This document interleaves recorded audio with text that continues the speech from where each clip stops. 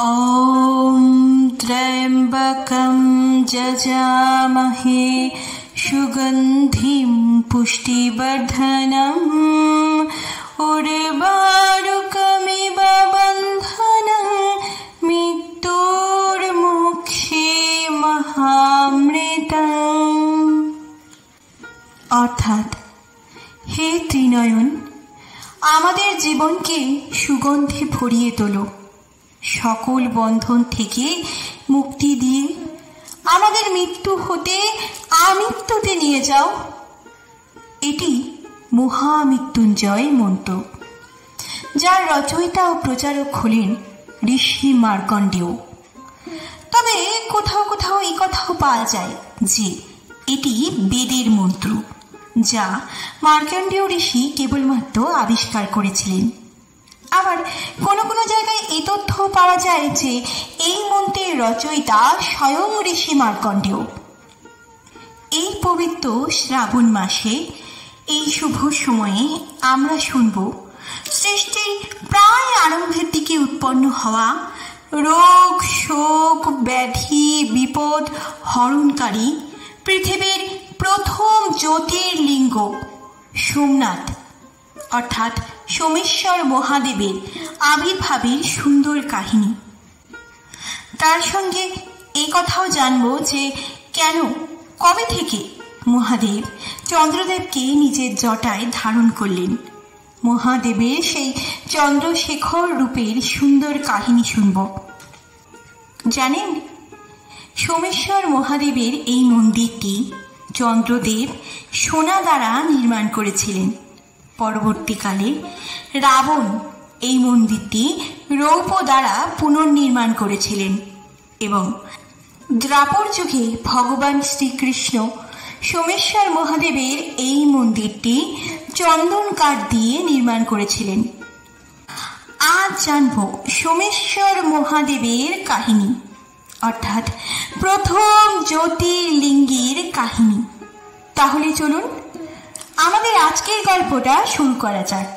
কিন্তু গল্প শোনার আগে অবশ্যই আমার চ্যানেলটি সাবস্ক্রাইব করতে হবে, সুন্দর সুন্দর নতুন নতুন গল্প শোনার জন্য এবং পুরাণের আরো অজানা তথ্যকে জানার জন্য।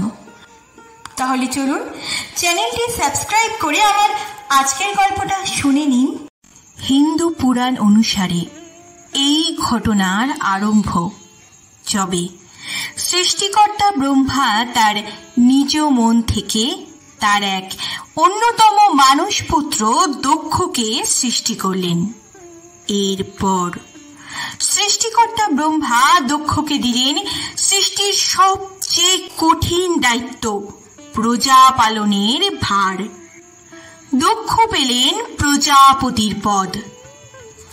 তিনি পরিচিত হলেন প্রজাপতি দক্ষ নামে। পরবর্তীকালে প্রজাপতি দক্ষ সৃষ্টিকার্যকে রক্ষা ও তাকে সঠিকভাবে পরিচালনা করার জন্য দুইজন অত্যন্ত সুন্দরী কন্যাকে বিবাহ করলেন। তাদের মধ্যে একজন হলেন পঞ্চভূতের কন্যা পাঞ্চজনী ও অপরজন হলেন স্বয়ম্ভু মনু ও শতরূপার কন্যা প্রসূতি। সৃষ্টি কার্যকে এগিয়ে নিয়ে যাবার জন্য প্রসূতি জন্ম দিলেন 24 জন কন্যা সন্তানের এবং পাঞ্চজনী জন্ম দিলেন 62 জন কন্যা সন্তানের। আর এই 62 জনের মধ্যেই 27 জনের বিবাহ হল চন্দ্রদেবের সঙ্গে। প্রজাপতি দক্ষের এই 27 জন কন্যা হলেন চন্দ্রদেবের পৃথিবীর পরিভ্রমণের পথে অবস্থিত 27টি গুরুত্বপূর্ণ নক্ষত্রের স্বামিনী। তাই এদের প্রত্যেকেরই অবদান চন্দ্রদেবের জীবনে অত্যন্ত গুরুত্বপূর্ণ। কিন্তু এই 27 জন পত্নীর মধ্যে চন্দ্রদেব সব থেকে বেশি ভালোবাসতেন রোহিণীকে, যার ফলে বেশিরভাগ সময় চন্দ্রদেব রোহিণীর সাথেই কাটাতে লাগলেন। চন্দ্রদেবের এমন ব্যবহারে চন্দ্রদেবের বাকি 26 জন পত্নীরা অত্যন্ত দুঃখ পেলেন।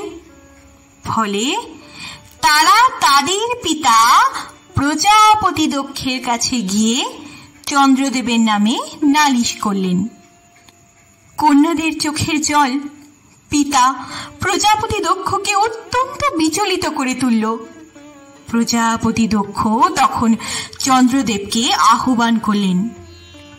প্রজাপতি দক্ষের আহ্বানের সঙ্গে সঙ্গে চন্দ্রদেব রোহিণীকে নিয়ে সেই স্থানে উপস্থিত হলেন। তখন প্রজাপতি দক্ষ চন্দ্রদেবকে বললেন, হে চন্দ্র, তোমার যত পত্নী আছে তাদের প্রতি তোমার এমন ভিন্ন ভিন্ন ভাব কেন? কেন তুমি কাউকে বেশি ভালোবাসবে আর কাউকে কম ভালোবাসবে? স্বামী হয়েও এমন ভিন্ন ব্যবহার কখনোই তোমার ধর্মসঙ্গত নয়। হে চন্দ্র, তোমার তো সকলকেই সমান ভালোবাসার কথা। কিন্তু চন্দ্রদেব প্রবল কলাপ দোষে বিবশ হয়ে প্রজাপতি দক্ষের কথা কিছুতেই মানতে চাইলেন না।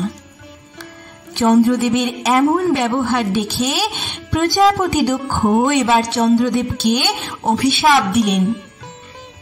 দক্ষ বললেন, হে চন্দ্র, আমি প্রজাপতি দক্ষ তোমায় অভিশাপ দিচ্ছি। এই মুহূর্ত থেকে তুমি প্রবল ক্ষয়রোগে আক্রান্ত হবে। তুমি তোমার সমস্ত কলা হারিয়ে ক্ষয়রোগে ধীরে ধীরে ধ্বংস হয়ে যাবে। প্রজাপতি দক্ষের এই অভিশাপের সঙ্গে সঙ্গে চন্দ্রদেব তার সমস্ত কলা হারিয়ে সৌন্দর্য হারিয়ে ক্ষয়রোগে আক্রান্ত হয়ে গেল। ফলে আকাশ থেকে চাঁদ বিলুপ্ত হয়ে গেল। সৃষ্টির মধ্যে প্রবল হাহাকার দেখা দিল। দেব মুনি ঋষিগণ বিচলিত হয়ে পড়লেন। তখন এই সমস্যা সমাধানের উপায় খুঁজতে সমস্ত দেব মুনি ঋষিগণ সৃষ্টিকর্তা ব্রহ্মার কাছে গেলেন। সকলকে একত্রে দেখে ব্রহ্মদেব বললেন, হে চন্দ্রদেব, আশীর্বাদ ও অভিশাপ এই দুয়ের কোনোটি পরিবর্তন করার ক্ষমতা আমার নেই। তবে হে চন্দ্র, যদি তোমাকে কেউ এই সংকট থেকে উদ্ধার করতে পারে তবে তা পারবে কেবলমাত্র দেবাদিদেব মহাদেব।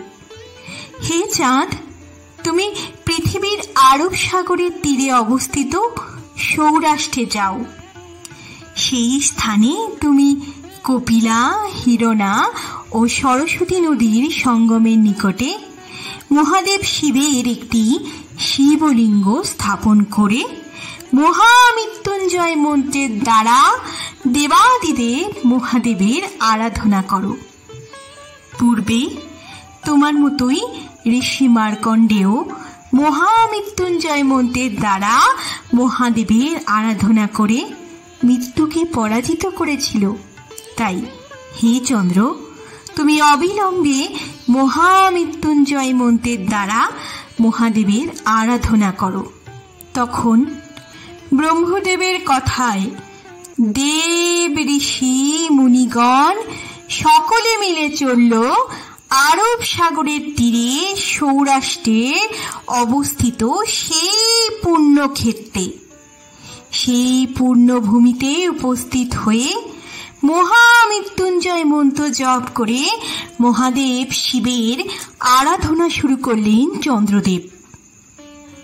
চন্দ্রদেব এক দীর্ঘ সময় মহামৃত্যুঞ্জয় মন্ত্রের দ্বারা মহাদেবের আরাধনা করলেন। তখন চন্দ্রদেবের আরাধনায় সন্তুষ্ট হয়ে মহাদেব শিব চন্দ্রদেবকে দেখা দিলেন। দেখা দিয়ে দেবাদিদেব বললেন, হে চন্দ্রদেব, বলো কি বর চাই? তখন চন্দ্রদেব বললেন, হে প্রভু, আপনি আমার শরীরের এই ক্ষয়রোগ নিবারণ করুন, আর আমার দ্বারা যে অপরাধ হয়েছে তার জন্য আমায় ক্ষমা করুন প্রভু। তখন মহাদেব বললেন, হে চন্দ্রদেব, যে ভুল তুমি করেছ তা ক্ষমার অযোগ্য। তবে হে চন্দ্র, এক পক্ষে প্রতিদিন তোমার কলা ক্ষীণ হবে, কিন্তু অন্য পক্ষে পুনরায় তা নিরন্তর বাড়তে থাকবে।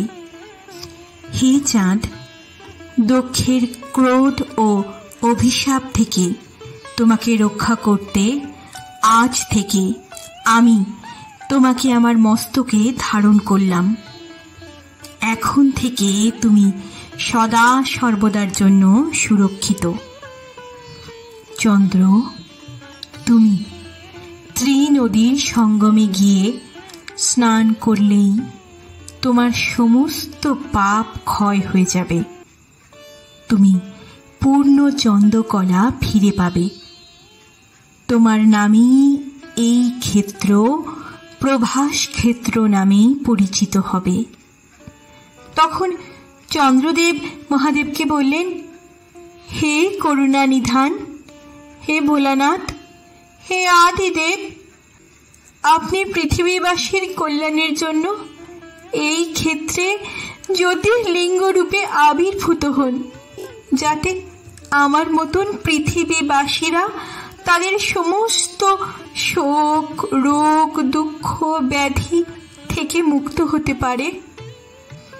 যাদের প্রার্থনায় সাড়া দিয়ে শিব বললেন, তথাস্তু, আজ থেকে এই ক্ষেত্রে আমি জ্যোতির্লিঙ্গ রূপে অবস্থান করব জগতের কল্যাণের জন্য।